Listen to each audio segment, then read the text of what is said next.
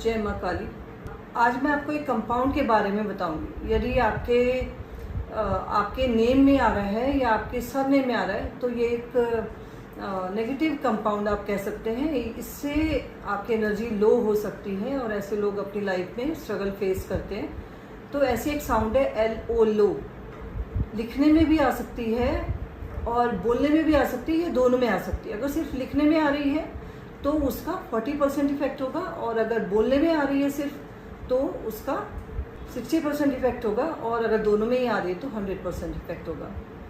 तो एग्जाम्पल मैं आपको बता रही हूँ, आलोक, लोलो, लोकेश।